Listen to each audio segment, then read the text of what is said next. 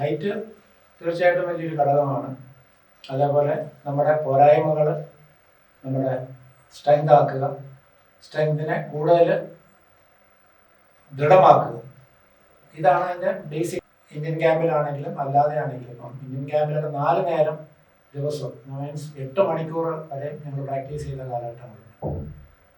പോലീസിൽ വന്നിട്ടാണെങ്കിൽ ഇൻഡിവിജ്വൽ സ്വന്തമായിട്ട് ഞാൻ ജംഷഡ്പൂരിൽ ചെല്ലുമ്പോൾ എനിക്ക് കോച്ച് പോലും ഇല്ല. രാത്രി സ്വപ്നം കാണാറുണ്ട്.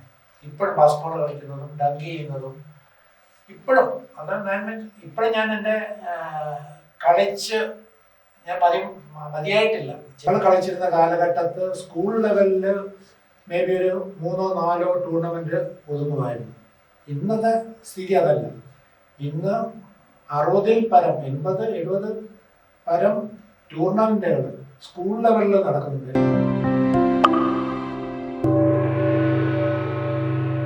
കാവാലത്ത് എന്ന് പറഞ്ഞ ഒരു 6'4" ഇന്ത്യൻ ബാസ്കറ്റ്ബോളിന്റെ നായക സ്ഥാനത്ത് വരെ എത്തി. അതായത് ഹൈറ്റ് വലിയൊരു അഡ്വാൻറ്റേജ് ആയിരുന്നു എന്നുള്ളത് പോലെ തന്നെ ഇന്ന് വരുന്ന കുട്ടികൾക്ക് എല്ലാവർക്കും നല്ല ഹൈറ്റും ഉണ്ട്. പക്ഷെ ഒരു നാട്ടുമ്പുറത്തുനിന്ന് വന്ന ഒരു നല്ല കളിക്കാരൻ എന്ന നിലയിൽ പുതിയ തലമുറയിലെ കുട്ടികളെ ഒന്ന് പ്രോത്സാഹിപ്പിച്ചെടുക്കാനും അല്ലെങ്കിൽ അവർക്ക് കൊടുക്കാനുള്ള ഉപദേശം എന്താണ്? അതിനകത്ത് ഹൈറ്റ് തീർച്ചയായിട്ടും വലിയൊരു ഘടകമാണ്.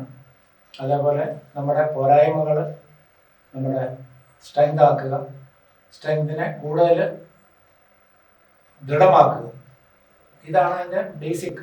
അപ്പം ഇപ്പോൾ പ്രാക്ടീസ് സെഷൻ തന്നെയാണെങ്കിലും ഞങ്ങൾ ഇന്ത്യൻ ക്യാമ്പിലാണെങ്കിലും അല്ലാതെ ആണെങ്കിലും ഇപ്പം ഇന്ത്യൻ ക്യാമ്പിലൊക്കെ 4 നേരം ദിവസം മീൻസ് 8 മണിക്കൂർ വരെ ഞങ്ങൾ പ്രാക്ടീസ് ചെയ്ത കാലഘട്ടങ്ങളുണ്ട്.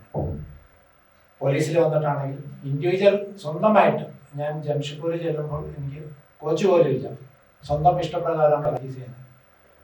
ആ സമയത്ത് രാവിലെയും വൈകുന്നേരവും കൃത്യമായി പ്രാക്ടീസ് ചെയ്യുകയും കോച്ചില്ലാതെ തന്നെ നമ്മൾ എന്താണോ മറ്റുള്ളവരിൽ നിന്ന് പഠിച്ചത്, നമ്മൾ പഠിക്കാൻ ആഗ്രഹിക്കുന്നത് അത് സ്വമേധയാ പ്രാക്ടീസ് ചെയ്യാനും ഇപ്പോഴത്തെ ന്യൂ ജനറേഷൻ ഒരു നല്ലൊരു വിഭാഗം പ്ലേയേഴ്സും ശ്രമിക്കുന്നില്ല. മേ ബി കുറച്ച് വളരെ എക്സ്പേർട്ട് അല്ലെങ്കിൽ വളരെ സീനിയേഴ്സ് ആയിട്ടുള്ള അല്ലെങ്കിൽ നന്നായിട്ട് കളിക്കുന്ന ഇന്ത്യൻ ക്യാമ്പ് വരെ എത്തിയിട്ടുള്ള പ്ലേയേഴ്സ് ചെയ്യുന്നുണ്ടാകാം, ചെയ്യാത്തവരുമില്ല. അപ്പോൾ ഈ ഒരു പോരായ്മ പുതിയ ജനറേഷനുണ്ട്. പിന്നെ അത്യാവശ്യം നമ്മുടെ ഈ ഒരു ജനറേഷൻ വേണ്ട ഒരു ആഗ്രഹം അല്ലെങ്കിൽ എന്തായി തീരണം. ഇപ്പം പറയുവാണെങ്കിൽ ചില ദിവസങ്ങളിൽ ഞാൻ വല്ലപ്പോഴും മനസ്സിനെ വയലിൽ കളിച്ച് കഴിഞ്ഞാൽ രാത്രി സ്വപ്നം കാണാറുണ്ട്. ഇപ്പോഴും ബാസ്കറ്റ്ബോൾ കളിക്കുന്നതും ഡങ്ക് ചെയ്യുന്നതും ഇപ്പോഴും ഇപ്പോഴും ഞാൻ എൻ്റെ കളിച്ച് ഞാൻ മതിയായിട്ടില്ല. ശരിക്കും കളി നിർത്തിയത് ഇഞ്ചുറിയും ഔദ്യോഗികമായ ജീവിതത്തിന്റെ അല്ലെങ്കിൽ പോലീസിന്റെ തീർച്ചയായിട്ടും ഇപ്പോഴും കളിക്കുന്നുണ്ട്. പക്ഷെ ആരോഗ്യം അനുവദിക്കുന്നില്ല. അതിൻ്റെതായ പോരായ്മകളുണ്ട്. മുട്ടുവേദന, നടുവേദന, പടിഞ്ഞുവേദന, അങ്ങനെ പലതും ഉണ്ട്. എന്നാൽ പോലും അത് മറന്ന് ഇപ്പോഴും പോയി കളിക്കും. പിന്നെയും ആ ബുദ്ധിമുട്ടുകൾ അനുഭവിക്കുന്നു. പക്ഷെ ആഗ്രഹം, എനിക്ക് ഏറ്റവും വലിയൊരു ആഗ്രഹം ഒരു അൺടച്ചബിൾ പ്ലെയർ ആയിരിക്കണം എന്നൊരു ആഗ്രഹം ഉണ്ടായിരുന്നു. അല്ലെങ്കിൽ NBA കളിക്കണമെന്നൊരു ആഗ്രഹം ഉണ്ടായിരുന്നു. അതൊന്നും സാധിച്ചില്ല. അത് തീർച്ചയായിട്ടും അത്ര ഈസി ആയിട്ട് നേടാവുന്ന കാര്യമല്ല.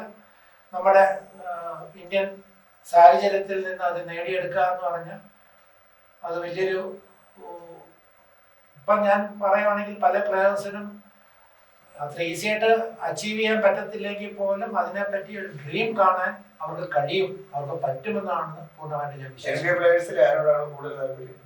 അതിനകത്ത് വളരെയധികം പ്ലെയേഴ്സ് ഉണ്ട്. ഓഫ്കോഴ്സ് മൈക്കൽ ജോർഡൻ ഉണ്ടായിരുന്നു, പിപ്പൻ ഉണ്ടായിരുന്നു. ഇപ്പോഴത്തെ കാലം കളിക്കുന്ന ഹാർഡൻ ഉണ്ട്, ലെബ്രോൺ ജെയിംസ് ഉണ്ട്. പല ഗെയിം ഓഫ് ഇതാണ്.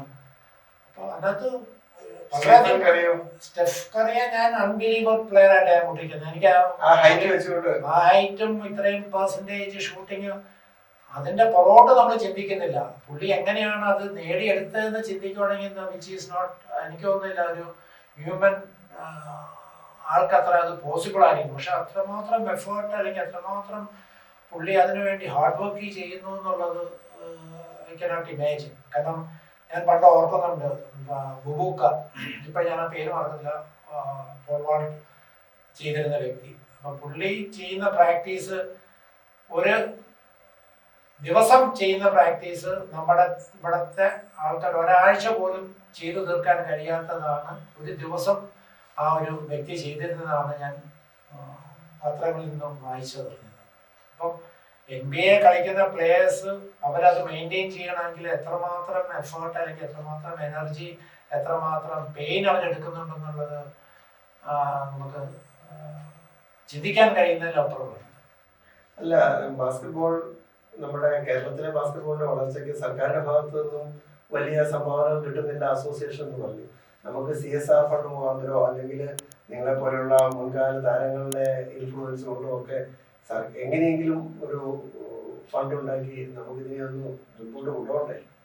ഇപ്പൊ അതിനുവേണ്ടിയുള്ള പല നടപടികളും അസോസിയേഷൻ എന്ന നിലയിൽ KBA സ്വീകരിക്കുന്നുണ്ടെന്ന് നേരിട്ടറിയാൻ കഴിഞ്ഞു.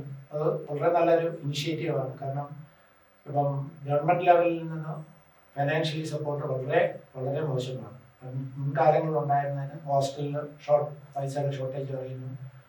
പിന്നെ പല ടീമിനെയും വിടണമെങ്കിൽ ലക്ഷങ്ങൾ വേണം, അത് കിട്ടാറില്ല. ക്യാമ്പ് നടത്തുന്നതിന് പൈസ കിട്ടാറില്ല. ഫണ്ടിന്റെ പോരായ്മ വളരെ. നിങ്ങളുടെ കാലഘട്ടത്തിൽ സർക്കാർ സപ്പോർട്ട് വന്നിട്ടുണ്ടായിരുന്നു? അന്ന് കാലഘട്ടത്ത് വളരെയധികം ഉണ്ടായിരുന്നു. കാരണം അന്ന് ക്യാമ്പ് പോകുന്നതിന് മുമ്പ് 21 ദിവസത്തെ ക്യാമ്പ് ടീം പോകുന്നതിന് മുമ്പുണ്ട്. പിന്നെ കിറ്റ്, മറ്റു കാര്യങ്ങളെല്ലാം. സർക്കാരിന്റെ സാമ്പത്തിക ബുദ്ധിമുട്ടാണോ അതോ ബാസ്കറ്റ്ബോളോ അല്ലെങ്കിൽ സ്പോർട്സിനോടുള്ള അവഗണനയാണോ? സാമ്പത്തികമായിട്ട് ബുദ്ധിമുട്ട് കൊണ്ടായിരിക്കാം ഈ ഒരു അവഗണനയായിട്ട് തോന്നുന്ന രീതിയിൽ ബാസ്കറ്റ്ബോളിന് അല്ല, എല്ലാ ഗെയിമിനും ഈ പ്രതിസന്ധിയുണ്ട്. കാരണം പല അവസരങ്ങളിലും കോച്ചസ്, റിട്ടയർ ചെയ്യുന്ന കോച്ചസിനും സർവീസിലുള്ള കോച്ചസിനും കൃത്യമായിട്ട് ശമ്പളം വരെ ലഭിക്കുന്നില്ല എന്നാണ് അവരിൽ നിന്ന് അറിയാൻ കഴിയുന്നത്. അപ്പം അത് എത്രമാത്രം ഇതുമായിട്ട് മുന്നോട്ട് പോകാൻ കഴിയുമെന്ന് സംശയമാണ്. ഈ പറയുന്ന പോലെ CSR ഫണ്ടിന് വേണ്ടി അസോസിയേഷൻ അല്ലെങ്കിൽ ഗവൺമെന്റിന്റെ സപ്പോർട്ടോടുകൂടി CSR ഫണ്ട് ലഭിച്ച് ഈ സ്പോർട്സ്, പണ്ട് കാലത്ത് കേരളത്തിനുണ്ടായിരുന്ന സ്പോർട്സിന്റെ ഒരു ആധിപത്യം തുറന്ന് നിലനിർത്താൻ കഴിയും. കാരണം അതിനുള്ള ടാലന്റഡ് പ്ലേയേഴ്സ് ഉണ്ട്. പിന്നെ റെഗുലർ റിക്രൂട്ട്മെന്റ്, ജോബ് ഓപ്പർച്യൂണിറ്റി തീർച്ചയായിട്ടും പ്ലേയേഴ്സിന് ലഭിക്കണം. അത് വർഷാവർഷം കൃത്യമായിട്ട് നടത്താനുള്ള നടപടി ഗവൺമെന്റിന്റെ ഭാഗത്തു നിന്നും ഉണ്ടാകണം. അതിന് മാത്രമേ അവിടെ മുന്നോട്ട് കൊണ്ടുവരാൻ. സെൻട്രൽ ട്രാവൻകൂറിലായിരുന്നു ബാസ്കറ്റ്ബോളിന് ഒരു കാലത്ത് നല്ല ഒരു ആധിപത്യം ഉണ്ടായിരുന്നത്. ഇപ്പോൾ അവിടെ ടൂർണമെന്റുകളും ഇല്ല. ഈ തൃശ്ശൂർ ഏരിയയിലേക്കൊക്കെ ഇപ്പോൾ ഇഷ്ടംപോലെ ബാസ്കറ്റ്ബോൾ കോർട്ടുകൾ വരുന്നുണ്ട്. അവിടെ കുറേ കോച്ചുകളും അവിടെ നിന്ന് വരുന്ന പ്ലേയേഴ്സാണ് ഇപ്പം സ്റ്റേറ്റ് ലെവലിലേക്കൊക്കെ അറിയപ്പെടുകയും ചെയ്യുന്നത്. ഇപ്പം തിരുവനന്തപുരത്ത് പോലും നല്ല നല്ല കോർട്ടുകൾ പുതുത് വരുന്നില്ല, നല്ല കോച്ചസ് ഇല്ല, നല്ല ടീമുകളില്ല. എത്രയോ എന്തൊരു ഉദാഹരണം മുമ്പ് പറഞ്ഞ പോലെ വർഷങ്ങളായിട്ട് യുവാനിവേഴ്സിറ്റി ഒക്കെ ടീം ഏത് നിലയിൽ നിന്നാണ് ആ ടീം ഒരു കോളേജ് ടീമിന് പോലും പെർഫോം ചെയ്യാൻ കഴിയാത്ത രീതിയിലേക്ക് ബാസ്കറ്റ്ബോളിന്റെ ആധിപത്യം കുറഞ്ഞു പോകുന്നു. അതെന്തുകൊണ്ടാണ് അങ്ങനെയൊക്കെ സംഭവിക്കുന്നത്? അത് ഓരോ സമയത്ത് ഓരോ ചേഞ്ച് ഉണ്ടാകുകയും പിന്നെ ഓരോ സ്ഥലങ്ങളിൽ ഉണ്ടാകുന്ന കോച്ചസിന്റെ ഇൻട്രസ്റ്റ് അല്ലെങ്കിൽ ആ മാനേജ്മെന്റ്, ഓഫ്കോഴ്സ് കോളേജ് ഒരു വലിയൊരു ഭാഗമാണ് പ്ലേയേഴ്സിനെ പ്രൊഡ്യൂസ് ചെയ്യുന്നത്. ഞങ്ങൾ കളിച്ചിരുന്ന കാലഘട്ടത്ത് സ്കൂൾ ലെവലിൽ മേ ബി ഒരു 3-4 ടൂർണമെന്റ് ഒതുങ്ങുമായിരുന്നു. ഇന്നത്തെ സ്ഥിതി അതല്ല. ഇന്ന് 60-ൽ പരം 80-70 പരം ടൂർണമെന്റുകൾ സ്കൂൾ ലെവലിൽ നടക്കുന്നുണ്ട്. എല്ലാ സ്കൂളിലും തന്നെ ടൂർണമെന്റ് നടക്കുന്നുണ്ട്. അപ്പം ആ സ്കൂളിന്റെ ഇൻട്രസ്റ്റ് കൊണ്ട് മാത്രമാണ് അത് അവിടെ വരുന്നത്, അല്ലാതെ മറ്റാരുടെയും ഇൻട്രസ്റ്റ് കൊണ്ടല്ല. ഈ അവിടെ കോച്ചസിനെ സ്കൂള് തന്നെ കണ്ടെത്തുകയും സീനിയർ ആയിട്ടുള്ള ആരെങ്കിലും പഴയകാല പ്ലേയേഴ്സിനെ കണ്ടെത്തി അവിടെ കോച്ചിങ്ങിന് കൊടുക്കുകയും അവിടെ ടീമിനെ ബിൽഡപ്പ് ചെയ്യുകയും ആ ടീമിനെ മെയിൻറ്റെയിൻ ചെയ്ത് പോവുകയും ആ സ്കൂൾ മാനേജ്മെന്റ് എടുക്കുന്ന ഇൻട്രസ്റ്റ് കൊണ്ട് മാത്രമാണ്. അതുപോലെ ഇപ്പോൾ ഈ പറയുന്ന പോലെ സെൻട്രൽ ട്രാവൻകൂറിൽ നിന്ന് നോർത്തിലോട്ട് പോകണമെന്ന് പറഞ്ഞാൽ ആ ഒരു ചേഞ്ച് വരുന്നത് അവിടെ ആ യൂണിവേഴ്സിറ്റി, ഇപ്പോൾ ക്രൈസ്റ്റ് കോളേജ് ആയാലും ശരി, ഇപ്പം ഫിയാസ്റ്റോ ചില ടൂർണമെൻറ്റുകൾ അതിനെ കോൺസെൻട്രേറ്റ് ചെയ്ത് അല്ലെങ്കിൽ ആ ഒരു കോളേജിൽ കൊടുക്കുന്ന ഇൻട്രസ്റ്റ് കൊണ്ടാണ് അവിടെ ടീം ഇത്. ഇപ്പം ഇവാനിയസിലുണ്ടായത് പഴയ ആ ഒരു മാനേജ്മെൻറ്റിന് ബാസ്കറ്റ്ബോളിനോടുള്ള ഒരു അതിനോടുള്ള ഇൻട്രസ്റ്റ് കുറഞ്ഞത് കൊണ്ടാകാം, അല്ലെങ്കിൽ നല്ലൊരു കോച്ച് ഇല്ലാത്തത് കൊണ്ടാകാം ഈ ഇവാനിയസ് ടീം മോശമാവുകയും ഈ നല്ല പ്ലെയേഴ്സുകൾ മറ്റേ കോളേജിലോട്ട് ചേക്കേറുന്നു. കാരണം പ്ലെയേഴ്സിന് നന്നായിട്ട് കളിക്കാൻ പറ്റുന്ന ഒരു സാഹചര്യം കിട്ടിയാൽ മാത്രമേ ഉള്ളൂ അവർക്ക് പ്രാക്ടീസ് ചെയ്യാൻ തീർച്ചയായിട്ടും പോവുകയും അവർ കണ്ട് അവരെ സൂപ്പർവൈസ് ചെയ്യും, അവരെ വേണ്ട പ്രോത്സാഹനങ്ങൾ കൊടുത്താൽ തീർച്ചയായിട്ടും പ്ലെയേഴ്സുകൾ ഉണ്ടാകും.